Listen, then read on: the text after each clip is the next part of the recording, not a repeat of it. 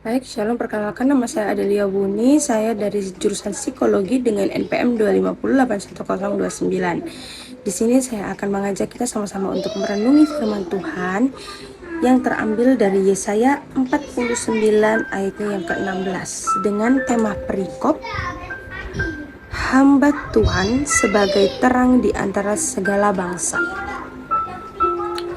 Lihat, aku telah melukiskan engkau di telapak tanganku, tembok-tembokmu senantiasa di pelupuk mataku. Lihat, aku telah melukiskan engkau di telapak tanganku, tembok-tembokmu senantiasa di pelupuk mataku. Tema yang saya ambil dari khotbah kali ini adalah identitas diri atau self-worth, yang dimana Tuhan ingin menjelaskan kepada kita tentang identitas diri kita atau self-worth atau my self-worth atau your self-worth yang diberikan Tuhan kepada kita. Ada 3 poin penting di dalam sini. Poin yang pertama adalah identitas yang terikat permanen, bukan tempelan. Identitas yang terikat permanen itu adalah identitas yang Tuhan berikan kepada kita, yaitu adalah anak Tuhan. Kita adalah anak Bapa. Kita adalah anak dari seorang Tuhan Yesus Kristus.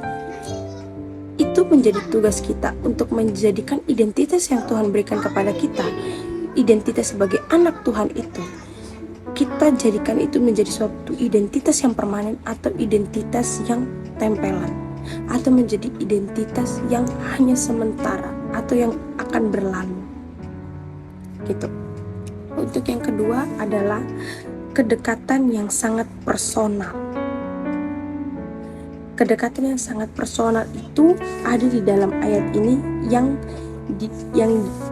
berbunyi ini. Aku telah melukiskan engkau di telapak tanganku. Berarti Tuhan mengajarkan kita untuk kayak, aku ini bapamu, kamu ini anakku, kamu sudah aku lukiskan di telapak tanganku. Itu berarti menunjukkan suatu identitas diri kita yang benar-benar kita ini dekat dengan Bapa kita. Kita ini adalah Tuhan, sehingga Tuhan saja sudah melukiskan gambar diri kita, masa depan kita, apa yang kita lakukan itu di tangan Tuhan. Jadi mungkin kebanyakan dari kalian mungkin akan bertanya kayak, berarti kalau kita melakukan kejahatan berarti itu adalah telapak tangan, berarti Tuhan melukiskan itu untuk kita? Tidak. Kita manusia diberikan akal dan budi, di mana kita bisa berpikir. Kita bukan seperti hewan ataupun dalam bahasa kasarnya, mohon maaf, seperti anjing yang tidak mempunyai pikiran.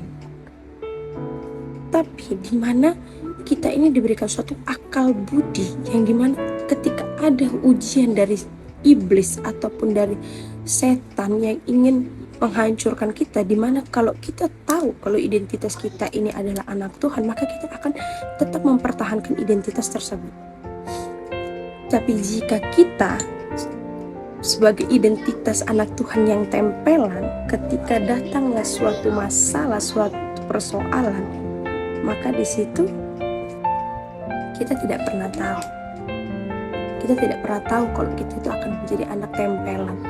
Kita hanya berKTP Kristen Protestan, tapi kita seperti orang yang tidak memiliki agama. Itu sering terjadi dan banyak terjadi.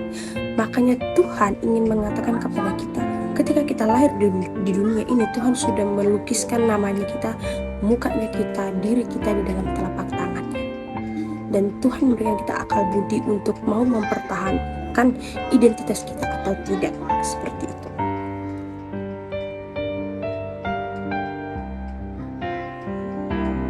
Terus di dalam poin ketiga adalah pemahaman masa depan yang selalu dipantau.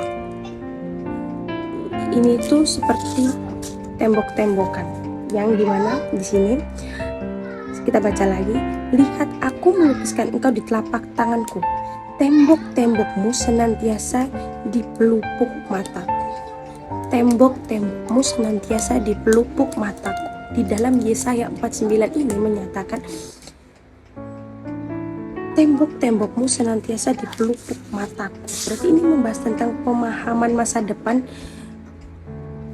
yang selalu dipantau. Berarti Tuhan itu selalu memantau masa depan kita. Tuhan selalu memberikan kita tembok-tembok masa depan yang indah. Tuhan selalu memberikan kita tembok-tembok agar kita itu tidak terlalu jauh, tidak terlalu jatuh di dalam dosa. Karena Tuhan tahu identitas kita ini adalah anaknya, kayak gitu.